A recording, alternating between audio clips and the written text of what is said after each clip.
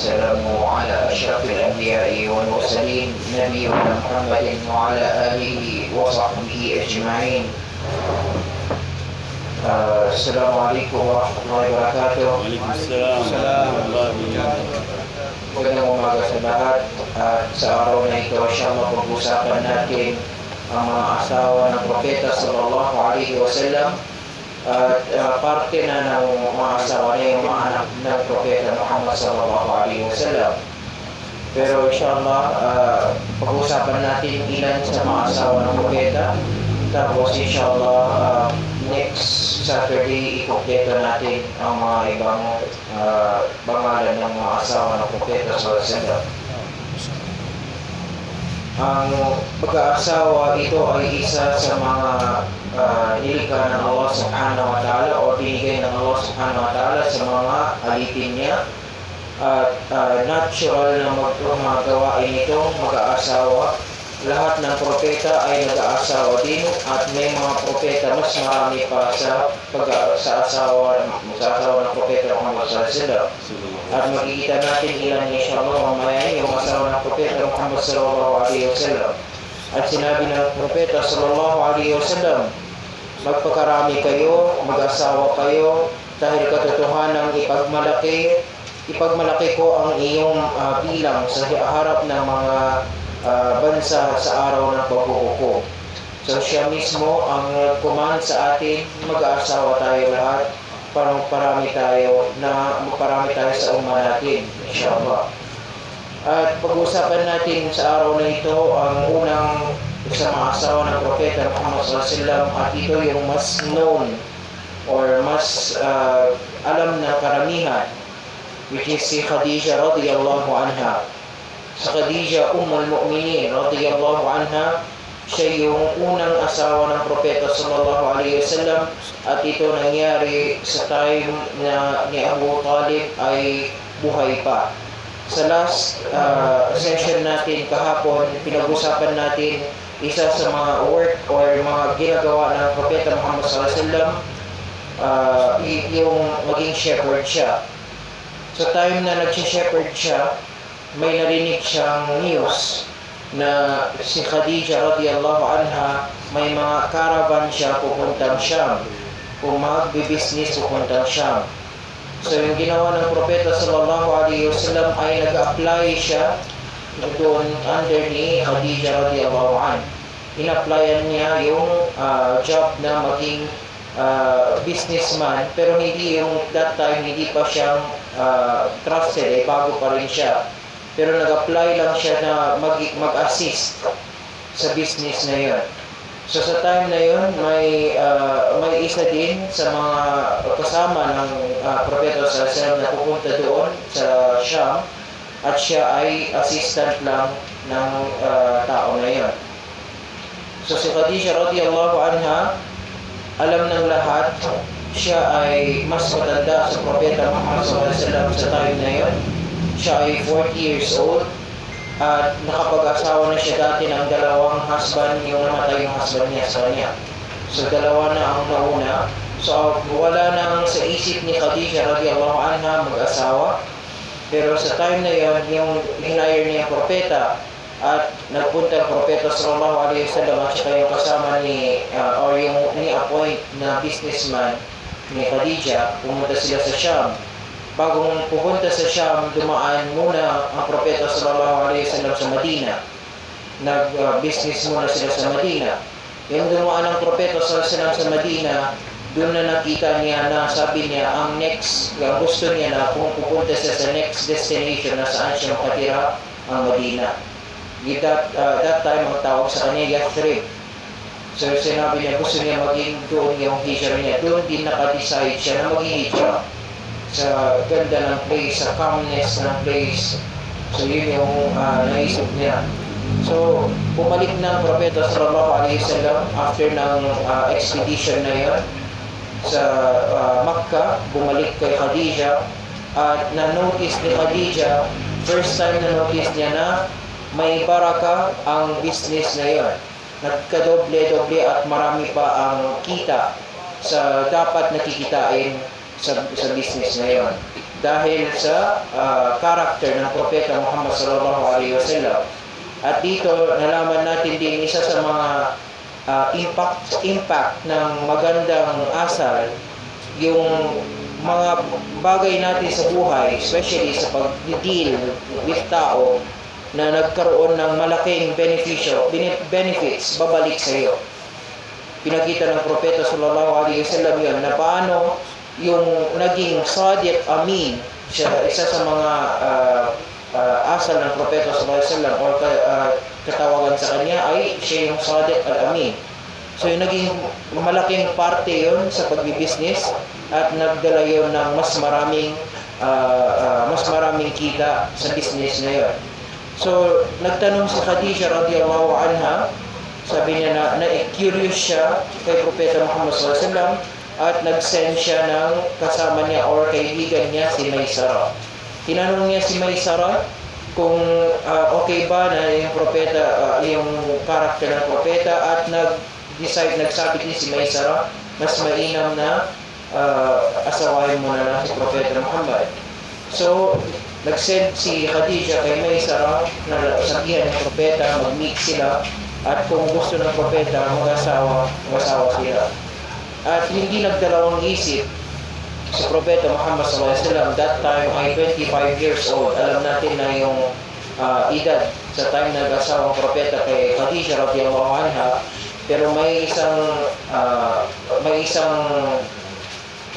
saying sa sira na yung nag-asawa ang propeta ay 28 years old.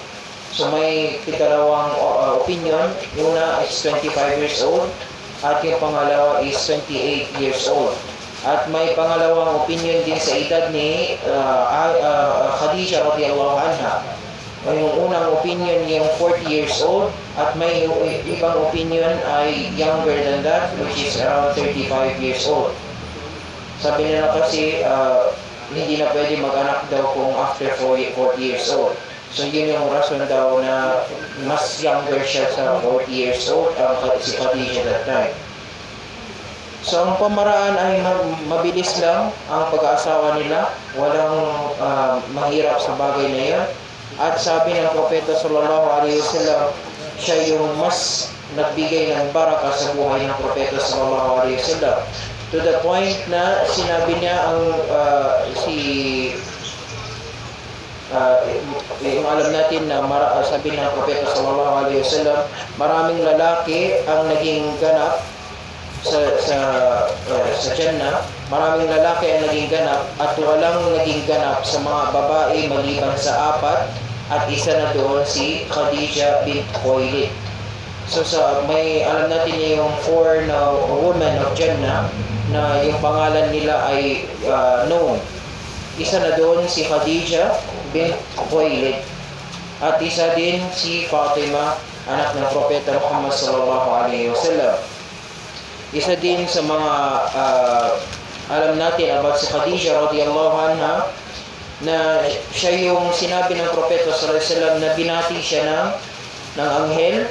Dumating ang Angel Jibril at nagbati kay Khadija radhiyallahu anha, at sinabihan ang propeta na may bahay si Khadija sa Jannah galing sa perlas. At sabi niya, galing sa perlas ito, at walang hirap doon sa paggawa ng bahay na yun, at walang parang gulo sa bahay na yan. Ganun yung wording sa hadith, na walang hirap at walang gulo. Walang nasab, walang khabat. Ganun yung kalima. Meaning, nasab means, bakit walang hirap, sabi ng mga scholars, kasi sa time na ni Khadija radhiyallahu anha, yung asawa ng propeta, nagsikap si Khadija radhiyallahu anha na hindi niya ipa-work sa propeta sallallahu alaihi wasallam. Parang ayaw ni Khadija radhiyallahu anha na lalabas ang propeta maggawa ng mga work para mag-earn siya ng pera. Parang siya na mismo, ang ginawa ni Khadija, ako na ang magbibigay ng pera para sa iyo, o Rasulullah. Parang sinisikap ni Khadija yun although ginagawang propeta ay lumalabas siya, naghahanap buhay siya, pero ang ginagawa ni Khadijah para hindi na siya maghanap buhay, dito ka na lang, ako na lang ang nagbigay ng needs mo kung need mo. So sa buhay pa ng Khadijah, hindi na pinahirapan niya ang propeta sallallahu alaihi wasallam. Ganon din yung paggawa ng bahay ng propeta ni Khadijah sa Jannah, na yung paggawa ng perlas daw, walang kahirap-hirapan o hirap sa bahay na yan. At wala din, sabi niya, na hindi siyang magulo, kasi sinikap din ni Khadijah radhiyallahu anha na ang bahay ni propeta sallallahu alaihi wasallam walang awayan, hindi sila nag-aaway sa bahay, walang shouting sa bahay. Ano ba yung shouting sa Tagalog? Walang sigaw, hindi nagsisigaw sa bahay. Wala kang marinig kay Khadijah radhiyallahu anha except na mga magagandang balita sa kanya. So sinabi ng anghel Jibril na yun ay yung bahay na wala ding gulo sa paggawa ng bahay niya sa Jannah. At alam natin na since siya yung mas mahal ng propeta sallallahu alaihi wasallam sa mga asawa ni propeta, to the point na si Aisha radhiyallahu anha naging always jealous regarding ni Khadijah radhiyallahu anha, to the point na isang beses si Aisha radhiyallahu anha nagsabi siya kay na-mention si Khadijah sa front ni propeta sallallahu alaihi wasallam, at wala na si Khadijah that time. Si Aisha ay naging nagselos at nagsabi, bakit ba natandaan mo yung matatanda na yun na babae? Bakit ba natatandaan mo yung babae na yun na pulang-pula ang muka? Kasi yung time na buhay pa si Khadijah, mas younger si Aisha at nakita niya si Khadijah radhiyallahu anha. Sabi niya, bakit natatanda mo yung babae na yun na yung itim niya na parang nawawala na kasi matatanda na si Khadijah that time. So sinabi niya, bakit natatanda mo yun? So nagalit ang propeta sallallahu alaihi wasallam. Sabi niya kay Khadijah, sino pa ba ang nag-believe na una sa akin kung hindi si Khadijah radhiyallahu anha? Wala sa mga kalalakihan kundi si Khadijah radhiyallahu anha. Walang babae, walang lalaki except Khadijah radhiyallahu anha yung naniwala sa akin. At sinabi ni Aisha radhiyallahu anha, sa galit ng propeta sallallahu alaihi wasallam sa kanya, isang buwan na nakikita ni Aisha radhiyallahu anha galit si propeta sallallahu alaihi wasallam sa kanya. Sa ano na sinabi ni Aisha radhiyallahu anha regarding kay Khadijah. At isa sa alam natin din about kay Khadijah radhiyallahu anha, siya yung asawa na nagkaroon ng anak ang propeta sallallahu alaihi wasallam sa kanya. Sa lahat ng asawa, siya lang ang pinigyan ng Allah subhanahu wa ta'ala ng may anak. Subhanallah, at may edad na siya pero nagkaroon pa siya ng anak sa kanya. At inshallah darating tayo sa mga anak ng propeta sallallahu alaihi wasallam later on. At isa din sa alam natin kay Khadijah radhiyallahu anha, ang pamilya niya, sabi ng mga scholars ng Sira, kahit na tumanda si Khadijah radhiyallahu anha, siya pa rin ang mas magandang babae sa time na yon. Wala nang iba, kahit na matatanda. Subhanallah, sabi ng mga scholar, to the point na yung before ng propeta, marami nag-propose sa kanya, pero ayaw na ni Khadijah na mag-asawa until nakita niya yung propeta Muhammad sallallahu alaihi wasallam. Isa din sa alam natin sa kanya yung family ni Khadijah radhiyallahu anha ng mga Khuwailid. Khadijah bintu Khuwailid, yung Khuwailid. Sa family nito, isa sa mga known na family sa Quraysh that time. At yung propeta sallallahu alaihi wasallam, yung namatay na si Khadijah radhiyallahu anha, binibisita niya lahat ng mga pamilya na Khuwailid. Binibisita niya. At kung dadaan ang mga pamilya ni Khadijah radhiyallahu anha, especially si Sauda at yung mga kahit yung mga yung mga alipin ni Khadijah radhiyallahu anha na babae, kung kahit dumating sila, tumatayo ang propeta sallallahu alaihi wasallam at nirespeto nila at nagbibigay siya ng pagkain, nagbibigay siya ng mga sadaka sa pamilya ni Khadija radhiyallahu anha. Ganon kamahal ni propeta sallallahu alaihi wasallam si Khadija. At may mga katanungan sa sira, sino daw yung mas mahal ng propeta sallallahu alaihi wasallam sa dalawa, si Khadija o si Aisha? Ang malakas na opinion, nagkaroon ng dalawang opinion. Yung isang opinion ay si Aisha daw, kasi nasabi ng propeta sallallahu alaihi wasallam na si Aisha ay parang tharid, yung pagkain ng tharid sa lahat ng pagkain, kasi yung favorite pagkain ng propeta sallallahu alaihi wasallam yung tinatawag na tharid. Tharid ito ay isang beef or meat na dish na gusto ng propeta sallallahu alaihi wasallam. So sinabi niya si Aisha parang gano'n. Pero si Khadija pa rin, sabi ng mga scholars, karamihan ng scholars na sira, siya yung the most beloved sa propeta sallallahu alaihi wasallam from Aisha. So nauna pa si Khadija before si Aisha radhiyallahu anha. At ang ebidensya nila, always selos si Aisha radhiyallahu anha kay Khadija kahit wala na si Khadija radhiyallahu anha. Yun yung mga magandang asal kay Khadija radhiyallahu anha, at yung mga katangian ni Khadija radhiyallahu anha na alam natin. At doon din sa kay Khadija radhiyallahu anha na hindi yung mga karakter ni Khadija nakukuha ng mga anak niya babae.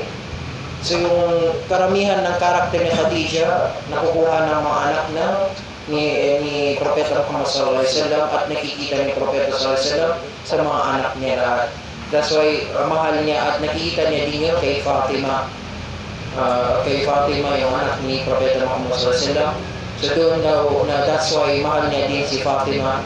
Ganun kamahal because of may kalangian ni Khadija doon sa kay Fatima radhiyallahu anha.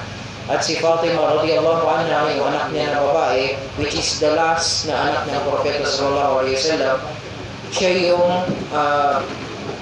sabi ng mga skola, ang katangian niya is the same as katangian ng Propeta Muhammad sallallahu alaihi wasallam. Yung paglakad ni Khadija, si Fatima, parehas at paglakad ni Propeta Muhammad sallallahu alaihi wasallam. Yung galaw ni Khadija, ni Fatima, parehas din. At sabi niya, ganoon din yung galaw ni Khadija radhiyallahu anha.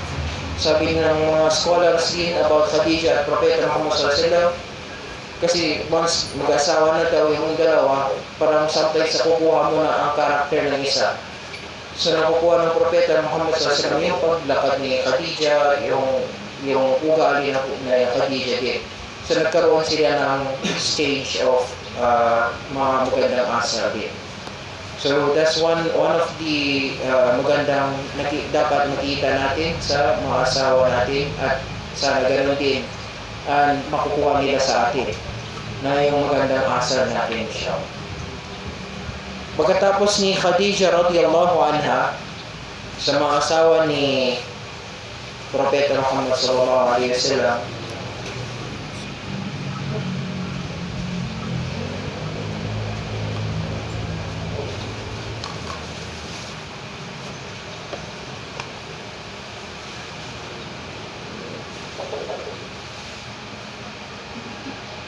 so after before siya nag-asawa ang Propeta Muhammad sallallahu alaihi wasallam, nagkaroon ng tinatawag nila na year of sadness, of Am al-Huzn. After namatay si si Abi Talib, yung uncle niya, sa time ng sadness na yun, year of sadness, 3 araw lang namatay na si Khadija radhiyallahu anha. Isa din itong pagsusubok sa Propeta sallallahu alaihi wasallam, at pinakita sa atin na sometimes ngayon, buhay pa yung mga asawa natin, naisip natin sometimes na hindi ako mabubuhay. May mga husband gano'n na hindi daw sila mabubuhay kung wala na yung wife nila. Gano'n kamahal nila yung wife nila. Pinakita sa atin ang Propeta Muhammad sallallahu alaihi wasallam na mahal niya talaga si Khadija, pero kung kinuha ng Allah subhanahu wa ta'ala din sa kanya, sa buhay niya. So parang sa time ni Khadija, naisip ni propeta hindi na siya mag-asawa. Kasi enough na si Khadija radhiyallahu anha. At sa time ni Khadija, ayaw niyang iisipin yun na mag-asawa talaga. Pero yung nakuha ni Khadija, kinuha na ng Allah subhanahu wa ta'ala, rahimahullah. May dalawang choice binigyan ng mga sahaba sa kanya. Dalawa, yung isang may edad na, si Sauda bint Zam'a, at saka si Aisha radhiyallahu anha. Yung isa ay matatanda na, ay yung isang bata pa. Yung si Sauda bint Zam'a ay 50 years old at that time.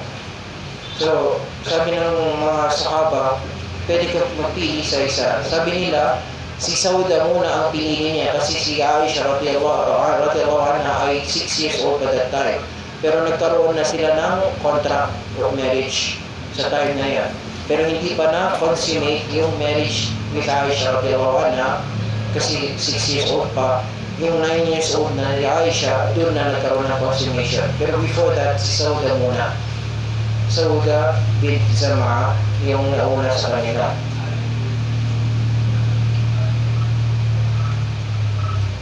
So, si Sauda bint Zam'a ay nasa edad ng 50 years old.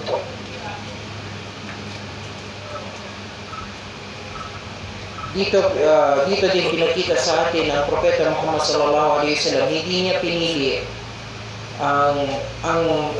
yung shahwa niya, o hindi niya pinili yung kagustuhan niya sa sarili niya. Na hindi siya nagsabi na gusto ko yung mas younger, kung nauna si Aisha, masasabi natin, may magsasabi ng mga non-Muslim na tignan mo yung asawa niya si Khadija at si Aisha, alam natin yung controversial na ngayon ginagamit ng mga kuffar maliban kay Aisha radhiyallahu anha.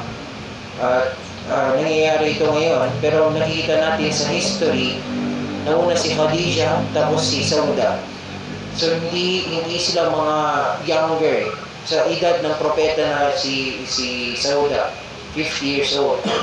So yung ganun na kaedad, hindi out of shahwa, hindi out of desire ba. Pero ang propeta sallallahu alaihi wasallam may desire mag-asawa. Hindi masasabi natin na wala siyang desire mag-asawa. Siya ay isang perfectong human being. Siya yung, sabi natin na siya yung the master of the mankind. Although Allah is the master of all things, siya yung sa mga tao, siya yung master ng mga tao. So siya yung may shahwa din siya, may gusto siya. Sabi niya ng Propeta sallallahu alaihi wasallam,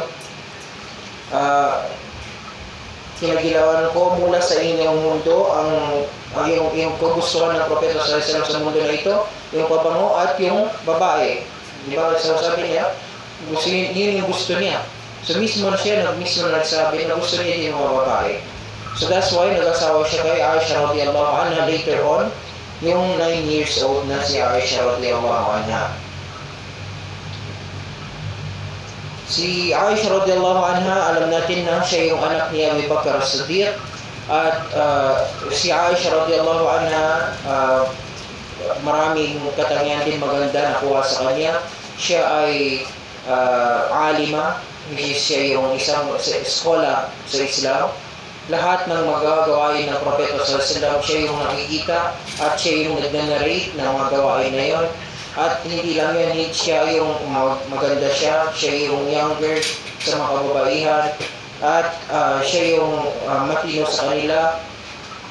So maraming mga bagay kay Aisha radhiyallahu anha, to the point na since siya yung young, sometimes naglalaro din siya at saka mga kaibigan niya. At si Propeta Muhammad sallallahu alaihi wasallam na nag-aalaw sa kanya, inaalaw niya yung si Aisha na maglaro at saka makasama niya. At sometimes si Aisha na may mga palaro or toys na mga pony, yung mga horse na ginagawa sa doll. So yung mga gano'n na naglalaro, tinatanong niya ni Aisha, sabi niya, ano yan, yung mga gano'n na bagay. Paglalaro siya with Aisha din. At may mga time, si Aisha, since siya yung young, gusto niya din na mapaselos yung ibang babae, ibang asawa ng Propeta Muhammad sallallahu alaihi wasallam. Like yung nangyari na dumating yung may exhibition na nagpakita ng martial arts nila sa loob ng masjid. Nagpakita yung mga tinatawag nila na war dance sa loob ng masjid. Tapos nandun yung Propeta Muhammad sallallahu alaihi wasallam at tumingin siya, si Aisha sa likod ng Propeta sallallahu alaihi wasallam. So nagtingin sila, si Aisha nilapitan niya yung face niya sa face ng Propeta Muhammad sallallahu alaihi wasallam. So nakita yun ng mga asawa ni Propeta. At sabi ng Propeta, enough na ba yan? Enough na pwede bang na enough na sabi ni Aisha, huwag muna, gusto ko pang manood. Yung rason niya daw doon ay para maging selos yung ibang asawa. Natural yan sa mga asawa ng Propeta Muhammad sallallahu alaihi wasallam. Nagkaroon sila ng selos sa isa't isa, pero alam nila naman ang limit ng selos nila. Pero kung ma-mention na si Khadija, siya naman yung nasiselos. So hindi nagsiselos si Khadija at si Aisha na most of the time except sa pag-mention kay Khadija radhiyallahu anha. So yun yung i-mention natin sa araw na ito, si Aisha radhiyallahu anha, at alam natin na darating tayo inshallah sa mga storya na na-mention natin na actually last time, yung before tayo nagsimula, yung mga incident ng Hadithatul Ifk. Siya ay pinaprotektahan ng Quran hanggang ngayon, hanggang sa end of days. Protektahan si Aisha radhiyallahu anha ng Quran na walang makasabi na siya ay gumagawa ng mga masamang bagay. So yun yung inshallah darating tayo sa mga storya na yan sa time na ma-mention natin yung mga storya ni Aisha radhiyallahu anha. At yung mga ibang asawa ng Propeta sallallahu alaihi wasallam, darating tayo din dito ng mga isa't isa sa mga storya nila. Hindi natin mabigyan lahat kasi yung time natin, lahat ito may mga storya na dapat malaman natin sino sila. Sino yung next after ni Aisha radhiyallahu anha, si Hafsa bint Umar radhiyallahu anha. Ito naman si Hafsa, may asawa siya na una at namatay ng asawa ni Hafsa, at siya yung anak ni Umar ibn al-Khattab. Yung nalaman ni Umar ibn al-Khattab na ayaw niya maging, parang sabi niya na walang mag-take care kay Hafsa. So pinuntahan niya muna si Uthman ibn Affan, sabi niya asawahin mo si Hafsa. Pero siya ay that time, bago lang namatay si Zainab na anak ng Propeta sallallahu alaihi wasallam. So parang nalungkot si Uthman ibn Affan at ayaw niya asawahin agad si mag-asawa ng iba. Tapos pumunta naman kay Abu Bakr as-Siddiq. Pumunta si Umar ibn Khattab kay Abu Bakr as-Siddiq. Sabi niya, asawahan mo yung anak ko si Hafsa. Pero hindi nagbigay ng answer si Abu Bakr as-Siddiq. Hindi siya nagbigay.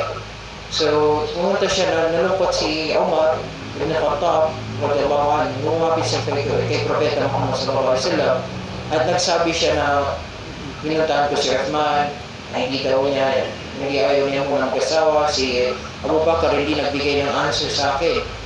So sabi ng Propeta sallallahu alaihi wasallam, nagdua siya na may ibigay man sana kay Hafsa na mas mainam na lalaki at ibigay din kay Uthman na mas mainam na babae. Kasi si Uthman that time na namatay si Zainab radhiyallahu anha, at alam natin na inasawa niya si Kalthum later on, anak din ng Propeta Muhammad sallallahu alaihi wasallam. So may mas better din kay Zainab, which is si Kalthum. Tapos nangyari is inasawa niya si Hafsa bint Abdul Muttalib. So yun yung story naman ni Hafsa bint Abdul Muttalib, at may mga bagay din na mga katangian na magandang makuha natin kay Hafsa, pero hindi natin mapasukan ngayon sa time natin. At next si Zainab bint Khuzaimah, tapos si Salama, tapos si Habiba, at si Juwaira, tapos si Maymuna, si Sofia at si Zainab bint Jahsh. So sila yung mga inshallah pag-usapan natin sa next Saturday inshallah.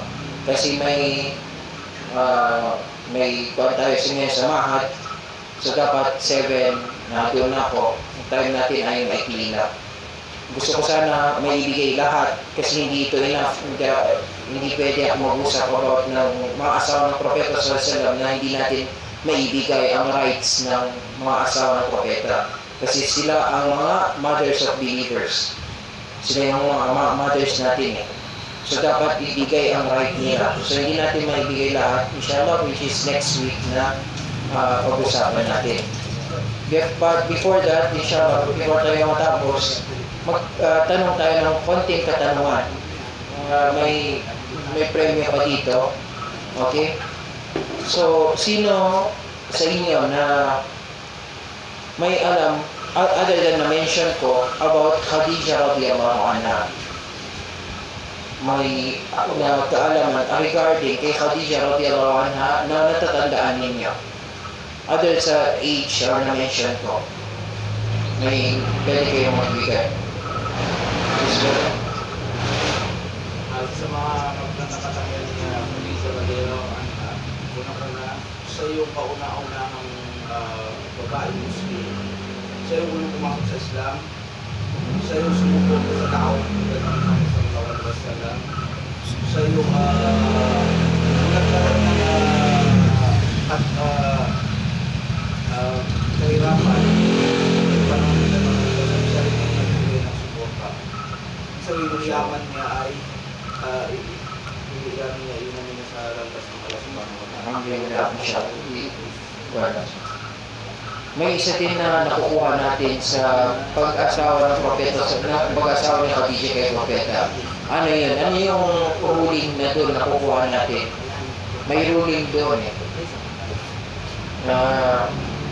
Makukuha natin out of ginawa ng Khadija radhiyallahu anha sa pag-asawa niya sa Propeta. Yung pagiging mapagkakatiwalaan mo Maging pagkakatiwalaan. Sabi natin na ruling sa fiqh. Sa fiqh. Sa pag-aasawa. Na pwedeng mag-propose yung babae sa lalaki. Pwede mag-propose yung babae, pero sa limit. May limit siya. So dapat may kasama siya. Pinakita ni Khadija radhiyallahu anha na sinend niya muna yung kaibigan niya. Pumunta doon. So meaning may at least dalawa sila. Ganon din ginawa niyang asawa ni Musa alayhi salam. Yung nakapunta siya sa place na yon at natinulungan niya yung dalawang babae na kumuha ng tubig. Tapos yung dalawang babae niya lumapit sa kanya, sabi niya, bakit hindi ka pumunta sa bahay namin, na-meet mo yung tatay namin. Pag punta ni Musa alayhi salam, na-meet niya yung tatay, sinabi ng asawa ni Musa, sabi niya, ya abati, istarjiro, kaya na khayra man istarjir na kawir ani. O tatay ko, ikaw mo siya, i-hire mo siya. So, yung mas malakas na lalaki na i-hire mo, yun yung mas mainam. Naiintindihan ng tatay agad na gusto ng babae sa lalaki na which is si Musa alayhi salam. Ganon din yung nangyari kay Khadija radhiyallahu anha, lumapit siya, pero sinend niya muna ang isang kaibigan niya at nagtinawag si Propeta. Pagpunta niya doon, dalawa silang babae. Hindi yung nag-isa lang si Khadija. Doon na nag-agree sila sa pag-asawa. So sabi ng mga scholars, pwede ang babae mag-inform sa lalaki na may gusto ako sa iyo. Pwede siya magsabi ng gano'n, pero dapat may kasama siya, either mahram niya o kaibigan niya na babae. So isa yun sa mga makukuha natin sa lesson na dito sa kay Khadija radhiyallahu anha. So inshallah may premium din. kahit walang magulang. Dapat magpaalam siya sa magulang. Magsabi siya, sabi ng mga skola, mas mainam kung may gusto ang babae, ang sasabihin niya yung tatay niya muna. Kasi ang tatay ay sila yung may alam sa lalaki. Alam nila yung lalaki. Maybe di alam ng babae na yung katangian ng lalaki niya, pero alam ng lalaki. So, yun ang problema sometimes sa kung walang lalaki sa buhay ng babae. Like si Khadija radhiyallahu anha, wala na siyang tatay, wala na siyang mga brothers that time. May mga special circumstances. May special circumstances. At bakit natin hindi din inopen ito na pwede? Kasi may magsabi na, pwede ginawa ni Khadija. Pero hindi nila sinasabi na yung limitation, yung mga condition dapat meron. So nangyayari na kung alam ng let's say, alam ng Islam ng babae dito, lahat ng babae magpropose. Pupunta sila sa lalaki, sabi nila, gusto kita. Umawag ka sa lalaki, fit na. Babae ng manliligaw. Sabi nila ngayon, babae na manliligaw. At may isa sa mga hadith ng Propeta sallallahu alaihi wasallam na isa sa mga signs bago dumating ang kiyama at hindi natin alam kung when itong mangyayari, yung magkaroon ng 50:1. 50 na babae is to 1 na lalaki. So isa yan sa mga hadith na sinabi ng Propeta sallallahu alaihi wasallam. At sabi nila, maybe ito ay sa time na sa last 10 major signs, maybe sa time na yan mangyayari yung mga bagay na ito. Kasi yung minor signs, continuous yan hanggang darating yung mga major signs, nandun pa rin yung mga minor signs. Okay, so yun yung mga na-mention ng Propeta sallallahu alaihi wasallam. So, may mga sa time natin na ngayon, nakikita natin na actually dumadami na ang babae. That's the reason why bakit na sila yung nag-propose sa time na ito. Kasi ito nga, Ustad ng nanganak pa ng alien. Naganak ng alien? Hindi, actually, ang bago alam sa mga bagay na yan. LGBT Ustad? Ha? Ang LGBT kaya tumamay babae. Oo nga. Alien nga, ibig sabihin wala pa nagdala sa mga alien. Hindi ko yung nakuha. Pero okay. so shit yung tamang pag-propose ng babae, yung tatay o yung kuya yung... Yes, dapat buta niya yung tatay o yung kuya niya, yung lalaki na makaram niya. Pero pag wala, O, kung wala ng tatay, wala ng brother, wala ng uncle, mga distance na relative na meron, putan niya lang yung kaibigan niya. At huwag siya lumapit na mag-isa lang siya. Kung magtawag man siya, mag-invite mo siya, sabihin natin, mag-invite siya sa bahay, dapat may mga kasama siya. Pero hindi kayo yung at saka yung shaitan. Okay? So sabi ng Propeta sallallahu alaihi wasallam, kung yung isang lalaki lang, isang babae na isa, ay yung third nila ay yung shaitan. So iiwasan natin yan. Okay, so yun lang yung inshallah pag-usapan natin. Gusto ko papahabain, mahaba talaga yung istorya ng isa't isang mga asawa ng Propeta sallallahu alaihi wasallam. Kung mangyayari, kunin natin lang yung mga importanteng bagay sa kanila para matandaan natin. Tapos inshallah, mapupunta tayo sa mga anak ng Propeta sallallahu alaihi wasallam.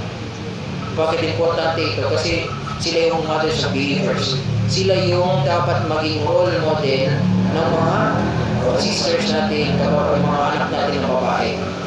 Hindi yung mga ngayon na alam natin mga celebrity and so on. Okay? So yun yung dapat na meron. Actually, ang lecture na ito mas maganda sa mga kababaihan. Sa kalalakihan na yung mga lessons na kukuha natin, yung fiqh na rulings. For example, isa sa mga na-mention ko dito, yung kay pag-asawa kay Hafsa. Na may ruling doon yung ama, pwede maghanap ng husband para sa anak niya. So yun yung mga bagay na pwede natin makuha na rulings dito. Inshallah. So mga rulings ng pang-asawa makuha natin dito din. Okay, so for example, isa sa mga rulings na mention na natin sa story ni Aisha radhiyallahu anha na pwede maggawa ng martial arts sa loob ng masjid. Pwede maggawa ng wrestling sa loob ng masjid. So kasi yung mga kaibahan, mga tao, sabi nila yung masjid pagsasala lang. Pero yung masjid sa time ng Propeta sallallahu doon na ginagawa yung pag-aasawa, doon na ginawa yung mga strategical planning nila sa war, doon na ginagawa nila yung mga martial arts, pinakita nila. Kasi yung masjid that time is open sa taas. It's only small area na yung unang mga soft na meron siya cover. Pero yung sa likod, open na yun. Tapos sand yung flooring. So kung mag-wrestling man sila doon sa loob, masakit. Hindi siya masakit. Ano siya eh. So isa din sa mga gusto kong i-propose na sana nandito ulit kayo ng mga masyaba na senior pero pusong minor na dapat magkaroon tayo din ng martial arts dito. At yung nasuggest ko sa mga manager natin, jiu-jitsu ang na suggest ko. Bakit? Una, alam niyo naman si Sheikh Abdurrahman Talusa na may club siya. May club siya sa jiu-jitsu ay may gold medal na silver medal. Dalhin na lang dito at gawin din yan sa mga kabataan. Especially din sa mga matatanda. Kasi ginawa ng Sahaba dati, nagre-wrestling sila sa isa't isa. So, ang jiu-jitsu parang wrestling din yan. Sa wrestling yun. No. Kasi wala na tayo, nagbabasketball, ano bang basketball? Ano ang benefits ng basketball kung matarating yung enemy natin? Wala tayong at least martial arts. May harness tayo. May depensa tayo. Dapat meron yan. Alam ko na may mga controversial na nangyayari na sa labas. Magsabi sila na ito ay tingnan mo ng mga mga experience and so on. Pero that's why dinadala natin yung club na ni Sheikh Abdurrahman kasi registered na yan. So, kung na yan registered na business, maglagay ng business permit dito. So, tapos mat lang ang need natin. Okay na yan. Simulan na tayo. So, yun yung bakit na-mention ko to din. Kasi gusto ko mangyayari ito. Inshallah. Just like nagkaroon tayo ng mashallah ng projector na so on, gawin natin din yan. Kasi yung need lang sa mat, yung mat, ang mat na yun, isang mat na malaki 600 pesos. So, ang need natin is around 30 mats. So, sabi ng Abdurrahman, around 30K yan ang need. So, solicit lang sa mga bagay. At ang OM, of course, nag-approve na yung OM. Maghanap na lang at magbigay na lang ng proposal sa kanila. Okay? May background din ako sa exam.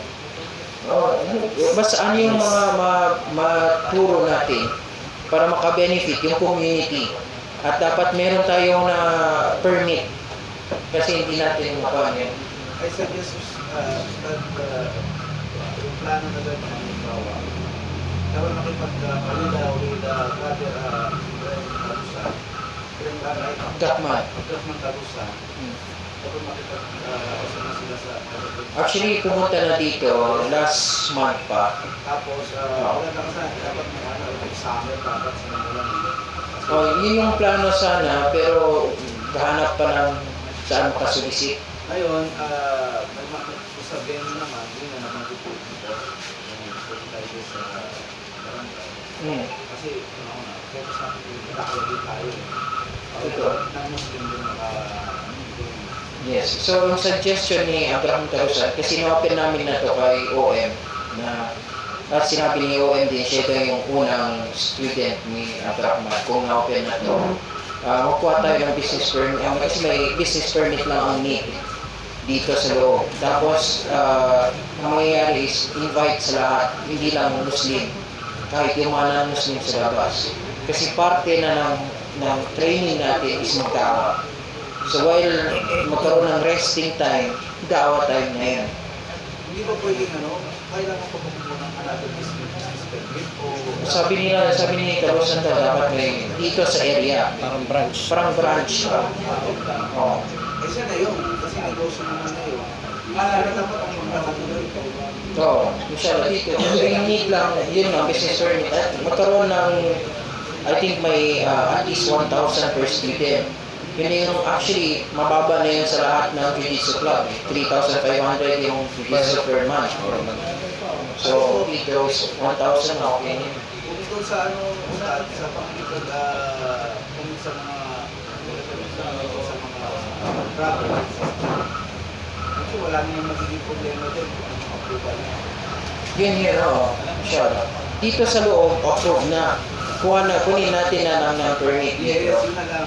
Hindi lang na nakapaggalaw kasi wala pang nagawa ng proposal. So dapat sana may katulong na magawa ng proposal. Para sa yan siya. Sa ibigay doon sa OM at magkuha tayo ng permit dito. Kasi yung club meron na. I mean, Register yung na. proposal para dito. Dito at saka magkukuha ng local na sa barangay. Actually, kailangan lang din request. Yun yan. Yun yan. Request sa Kasi yung proposal is, nandiyan na yung proposal, wala mataliban ng ang tawag na lang dyan, request letter. Nakakandak na martial arts program sa Tasmaninas, Cavite. Mga Muslim and non-Muslim, lagay ito ang non-Muslim participant. Nakakubahan dali sa barangay, buwan ng barangay clearance. Mm. Para